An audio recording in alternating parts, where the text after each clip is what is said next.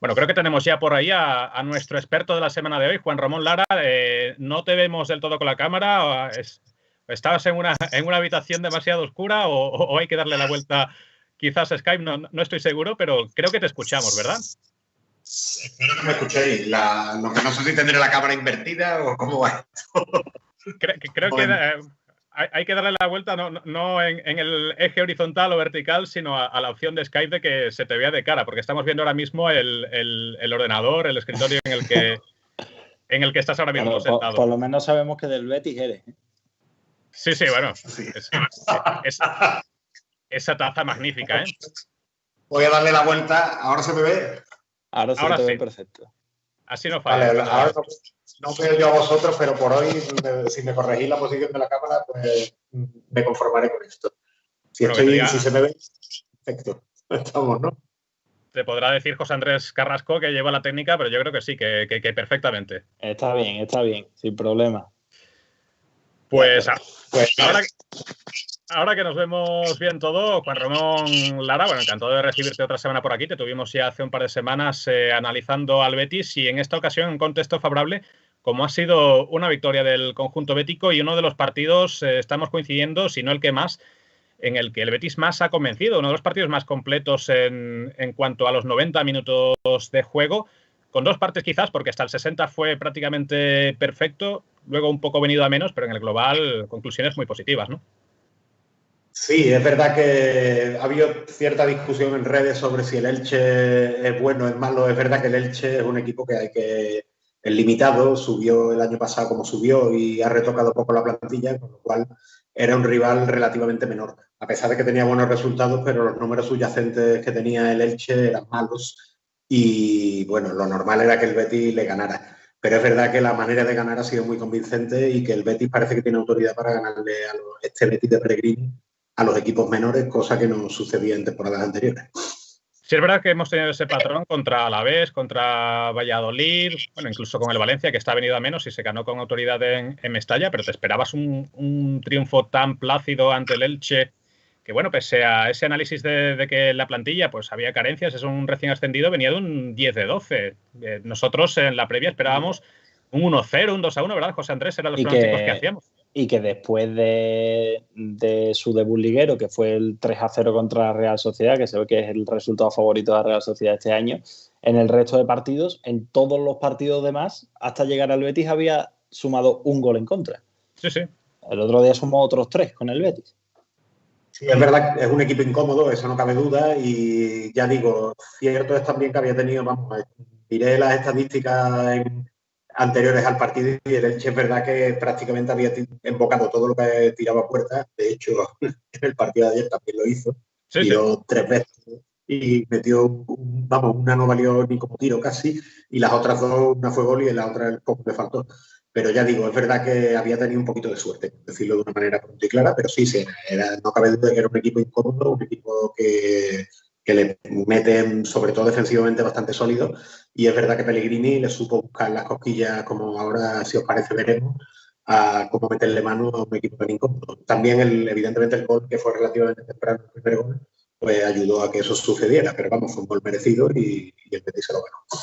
Sí, creo que tenemos incluso imágenes prestadas con autorización del autor de tu propio blog sobre, por un lado, el esquema con el que salía el Betis. Se ve perfectamente en una captura ese 5-3-2 en repliegue y por parte del Betis ese prácticamente 4-3-3, llamaría yo, porque Fekir estuvo esta vez por el centro y muchas veces a la altura de Canales. No se veía que fuera el segundo punta, sino mucho más atrás para recibir y para organizar.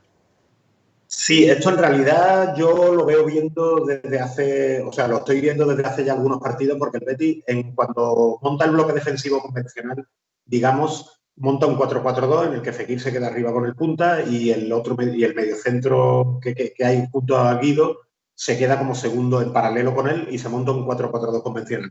Pero cuando el Betis ataca, en muchos partidos es verdad que el segundo mediocentro, sea William o sea Canales, se descuelga un poquito por delante de Guido y ayer se vio especialmente bien, como bien has dicho, que Fekir ocupaba claramente un puesto de interior derecho, que yo creo que en parte eso explica que Fekir no esté metiendo tantos goles este año ni esté siendo tan protagonista en el área contraria, porque está ocupando en ataque un puesto prácticamente de interior.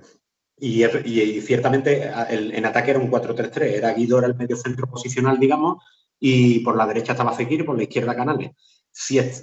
Me vaya a perdonar porque como estoy con el problema este que había, no estoy viendo lo que estamos viendo en pantalla en este momento, pero efectivamente si estamos viendo la captura esa, se ve un esquema bastante guardiolesco además, en el que los interiores del Betis, que eran Fekir y Canales, están bastante adelantados y los extremos, que eran Joaquín por la derecha y Tello por la izquierda, están muy, muy abiertos. Y yo creo que ahí estuvo una de las claves del partido, que fue que los dos extremos del Betis fijaron mucho a los carrileros del Elche, y de esa manera los dos laterales, Alex Moreno y Emerson, se metían un poquito por dentro, pero prácticamente tenían pista libre. Eso he incidido un poquito en el análisis porque se ve haciendo el esquema muy claramente que el Elche tenía tres mediocampistas y el Betis, con los dos laterales abiertos, no tenían, los mediocampistas del Elche no daban abasto para bascular de un lado para otro. Y si os fijasteis en el partido, Alex Moreno y Emerson prácticamente no tenían rival hasta que llegaban al pico del área contrario. Ahí yo creo que Pellegrini le ganó la partida de ajedrez, digamos, al Mirón, al entrenador del. Bueno, es que se veían dos bloques siempre hacia un costado y hacia otro. Teníamos a Canales apoyando en la izquierda las subidas de Tello y Alex Moreno, y por el otro costado, pues más de lo mismo. Fekir acompañando a Joaquín y a Emerson, y se creaban superioridades continuamente, tanto por una banda como por otra.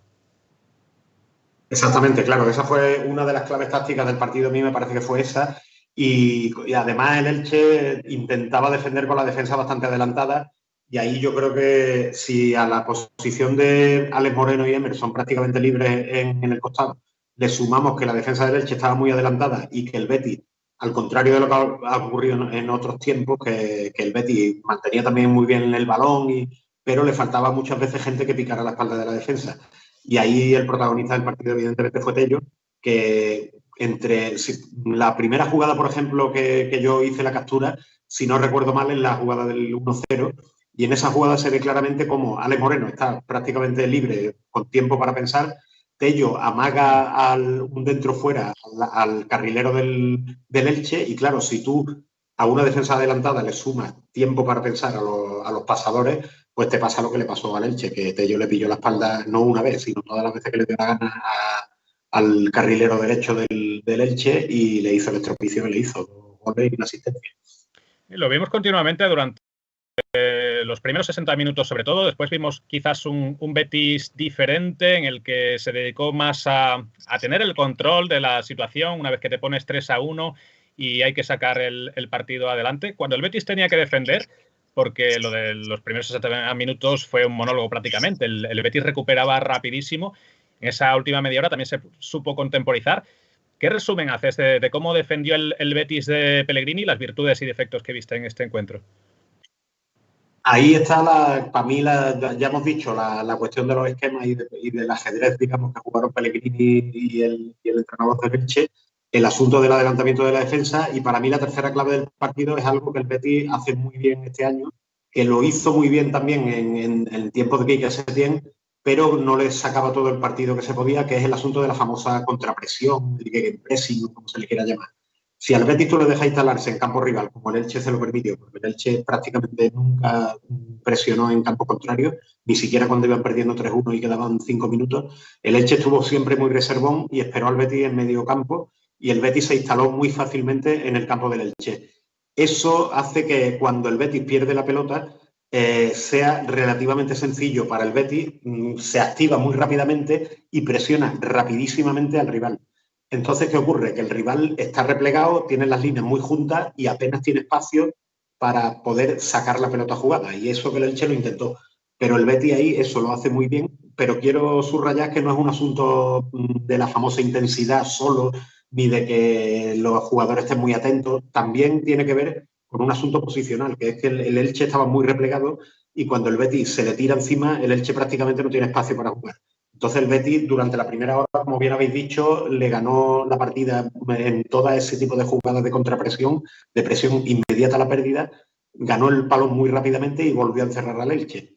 Y además hizo una cosa muy bien, que es lo único que hace un par de años no se aprovechaba desde mi punto de vista, que es que en cuanto recuperaba la pelota volvía a lanzar un ataque muy rápido y pillaba al Elche contrapié. Y el segundo gol, de hecho, es una jugada de ese tipo. El Elche recupera la pelota, el Betis se le tira encima, recupera a su vez la famosa contrapresión, recupera el balón y le pega el palo inmediato.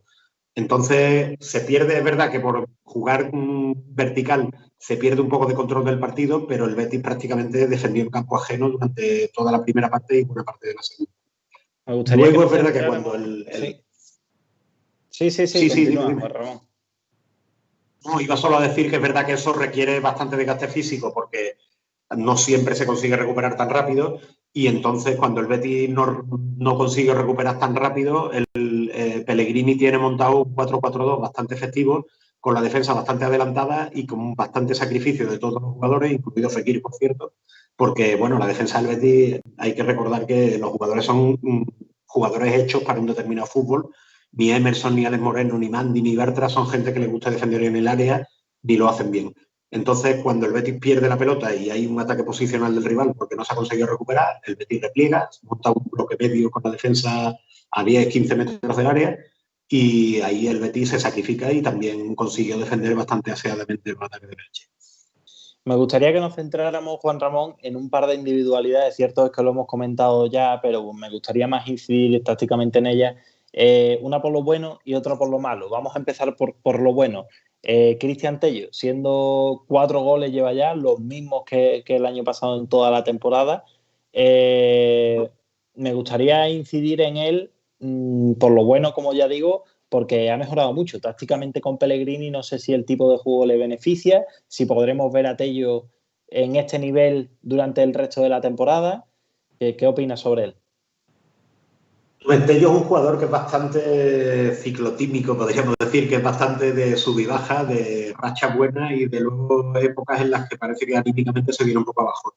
El fútbol que está haciendo el Betis ahora le viene bastante bien porque al mismo tiempo tenemos balón, pero también se corre, digamos. El día de este partido del Elche ha sido muy, muy bueno para él en ese sentido porque tenía espacios para correr y es un jugador que cuando no tiene un problema cuando se enreda en jugadas más complejas y se mete por dentro, ahí no pasa también la pelota, se aturulla un poco cuando hay demasiado tráfico.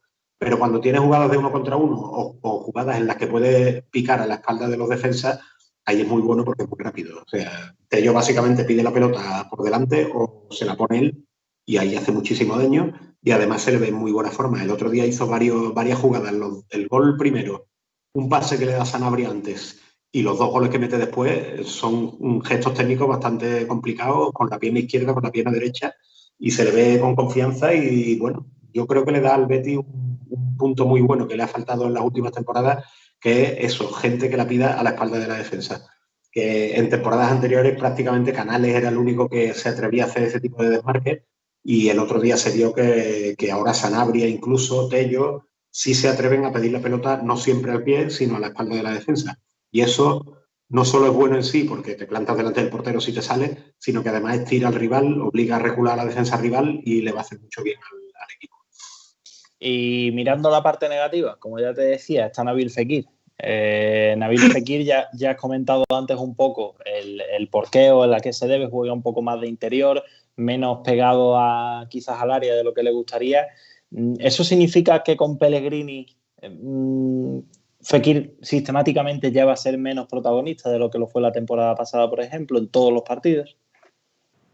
Yo creo que depende del contexto táctico de cada partido y dónde lo sitúe Pellegrini. Si Pellegrini lo sigue situando como media punta, que es como se suele llamar ese papel, que es que defiende prácticamente como si fuera un delantero, pero se retrasa a posiciones casi de centrocampista para atacar, que, bueno, podemos dar algunos ejemplos infaustos, como el caso de Verdú, por ejemplo, en su etapa en el Betis, que jugó de eso. Es verdad que en esa situación Fekir para mí no es un gran pasador, porque no es un tío que meta muchos pases en profundidad buenos, sino que hace más daño cuando pisa área. Es muy típica la jugada suya del penalti, en la que se adelanta el defensa y el defensa llega tarde. Eso le pasó el año pasado 5 o 6 veces y le costaron penalti a los rivales. Entonces Fekir hace daño en el área. Y Fekir, el 1 contra 1 que tiene, cuando lo hace en el medio del campo, evidentemente al rival le incomoda, pero no tiene el peligro que tiene cuando pisa área. Ahora, es verdad que Pellegrini ayer le interesaba abrir mucho a los extremos y Fekir ahí no le interesaba demasiado ponerlo como extremo, pero en algunos partidos sí lo ha tirado una banda y paradójicamente jugando en la banda pisa más área porque en el 4-3-3 los dos extremos, los dos delanteros de banda, normalmente pisan mucho el área. Si Fekir asume ese papel en el que tendrá que correr detrás del lateral y tiene otras obligaciones defensivas, yo creo que Fekir puede hacer una buena temporada. Dicho esto, para mí lo que le está pasando a Fekir ahora no es un problema personal de que esté en baja forma ni que ande mal, sino simplemente un problema táctico. Tiene una posición sacrificada, yo creo que está corriendo y que está cumpliendo con sus obligaciones, y aunque no tenga tanta rentabilidad de cara al gol, yo creo que hace su trabajo correctamente y que no creo que Pellegrini lo castigue porque creo que lo está obedeciendo, vamos a decirlo así. Una posición en la que, un papel en el que yo he pensado que quizás Fekir podría rendir teniendo en cuenta, no sé cómo lo ves, teniendo en cuenta el bajo rendimiento de los delanteros del Betis en general. Tácticamente, ¿cómo lo verías tú, por ejemplo, si Pellegrini apostara por él en el falso 9? Con los extremos muy abiertos como son Tello y Joaquín, y él de falso 9 en vez de Sanabria, Loren o Borja Iglesias. No sé, he llegado a pensar quizás en esa posibilidad más de una vez, en la que quizás puede ser un papel que le guste más y que aportara más al equipo. Claro, eso lo que pasa es que te da problemas, vamos, es una posibilidad sin duda, ¿eh? O sea, que se puede hacer, incluso podrías jugar con dos delanteros por delante, o sea, igual puedes ponerlo con extremos por delante o con incluso meterle a Loren y a Sanabria por delante y meterlo a él un poco más atrás. Lógicamente, como siempre, tenemos la manta pequeña. Si se hace eso, se pierden también cosas. Yo creo que daría dos problemas. Uno, que faltaría el tanque, que ahora es el papel que está haciendo Sanabria, el típico tío que te juega de espalda y te baja balones en largo, que cuando Bravo pegue el pelotazo haya alguien que juegue de espalda y que sea capaz de aguantar la pelea con los centrales rivales. Y el otro problema sería defensivo porque jugar de esa manera, claro, obligaría, esos dos extremos a lo mejor podrían seguir a los laterales rivales, pero tendrían también que llegar al área contraria prácticamente como delantero.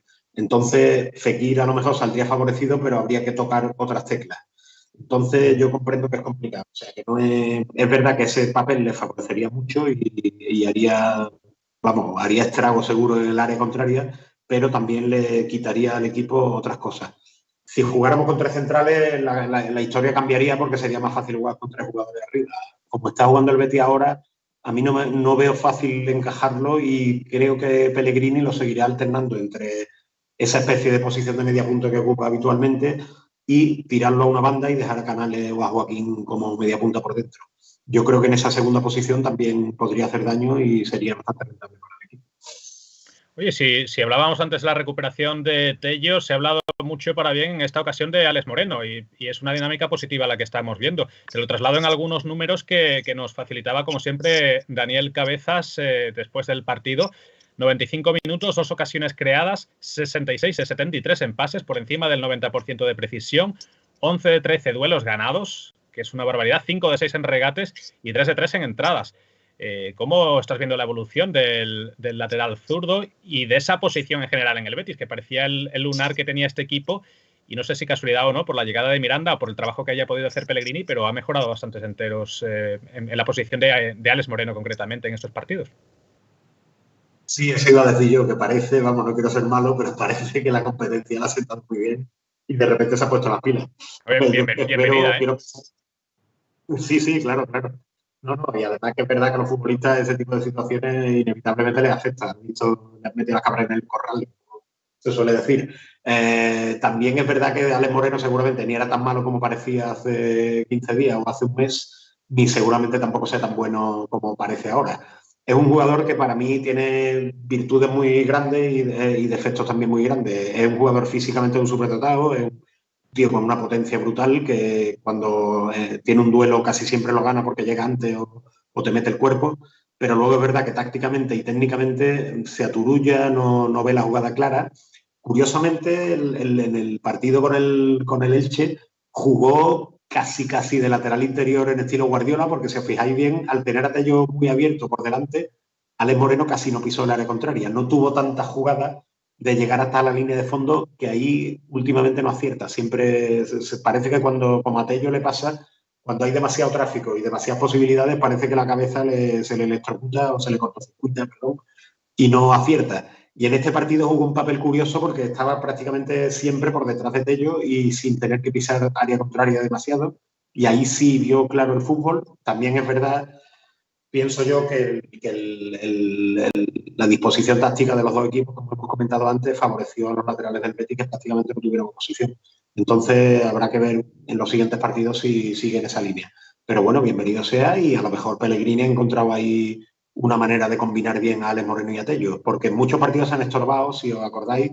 Tello tiene tendencia a abrirse y Alex Moreno también. Entonces no siempre se coordinaban bien. Y Alex Moreno aquí, jugando un poquito más atrás y más por dentro, parece que se ha encontrado más a gusto, y Tello ha conseguido pisar los terrenos que le interesan.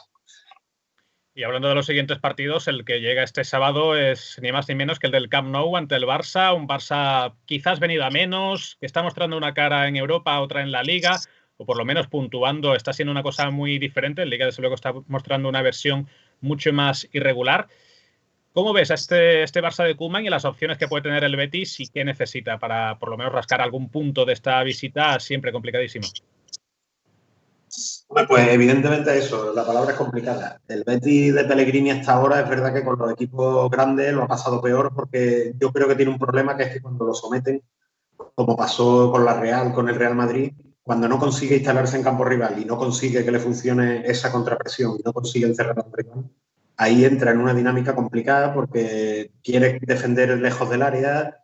Eso hace que muchas veces se le dispare la presión alta antes de la cuenta, y como pasó con la Real, y el rival, si tiene calidad técnica y está bien colocado, te gana, te sale de esa presión, y entonces el Betis se ve en problemas. En el partido con la Real lo mismo, en el partido con el Madrid también, obviamente un equipo técnicamente muy bueno, y el Betis intentó ir a por el rival muy arriba y al final le encontraron las cosquillas. Entonces yo a eso le tengo un poquito de temor, a que el Betis no consiga retener la pelota lo suficiente.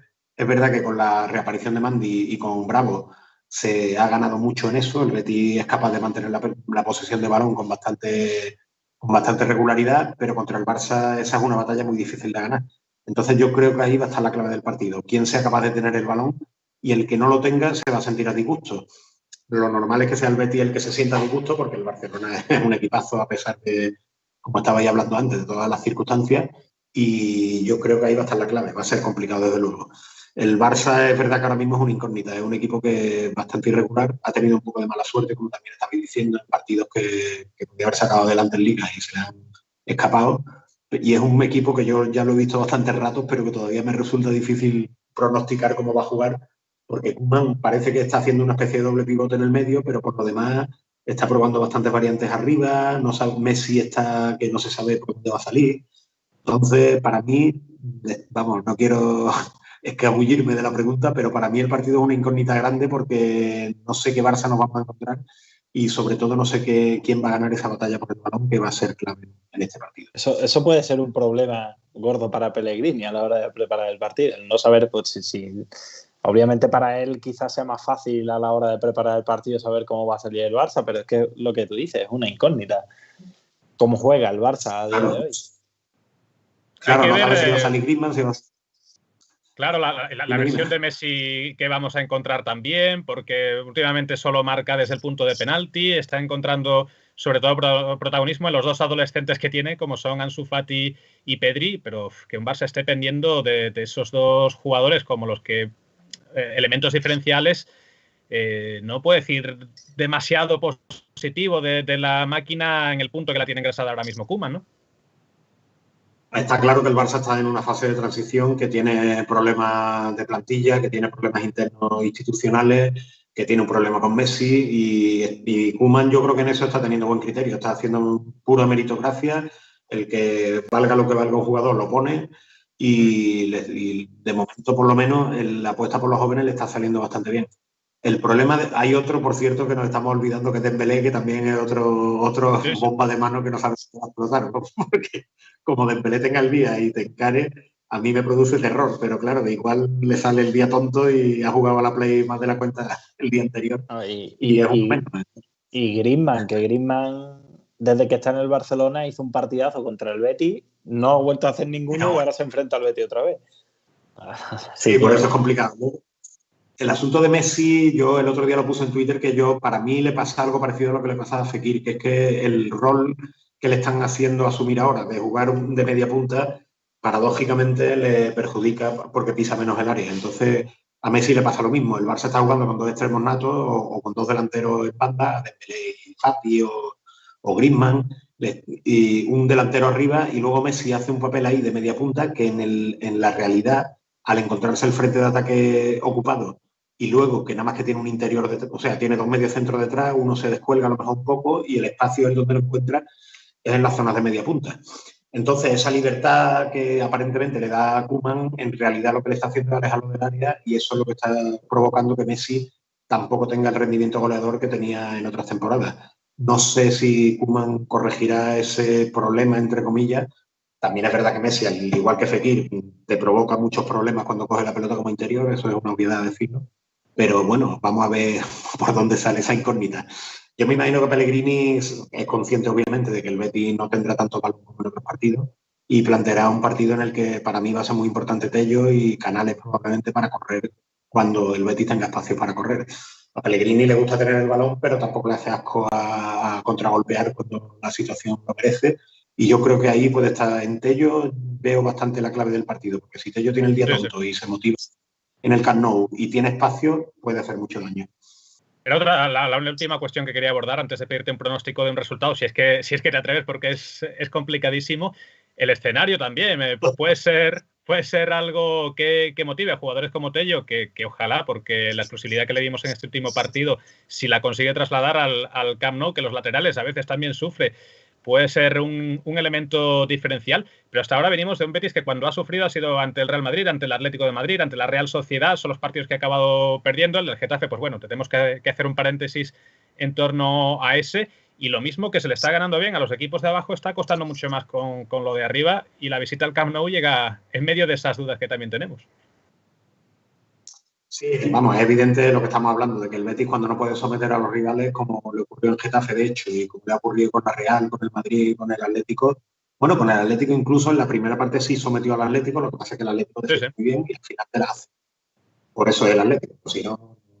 Pero es cierto, bueno, con la Real y con el Madrid tuvo sus opciones y yo creo que, bueno, que gente que corre el espacio como de ellos, el Barça evidentemente te va a dejar correr porque su manera de jugar es esa.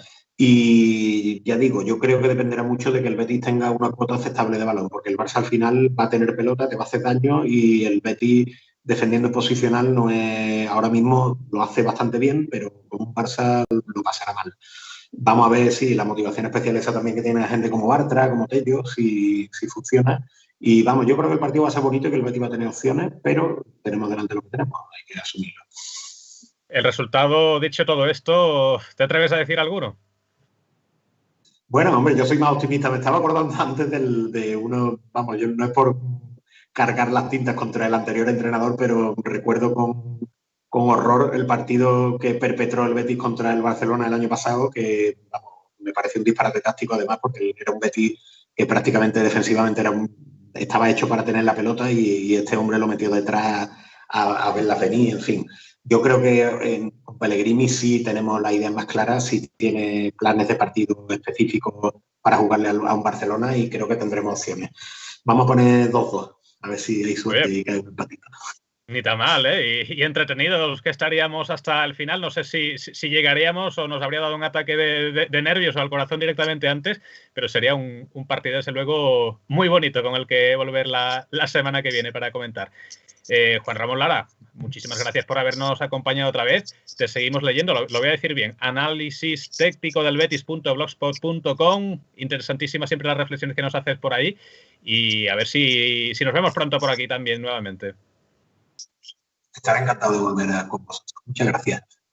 Bueno, pues hasta aquí el análisis. Las gracias a Juan Ramón Lara, y nos vamos con la sección última del programa. Nos vamos con Grada Onda Bética.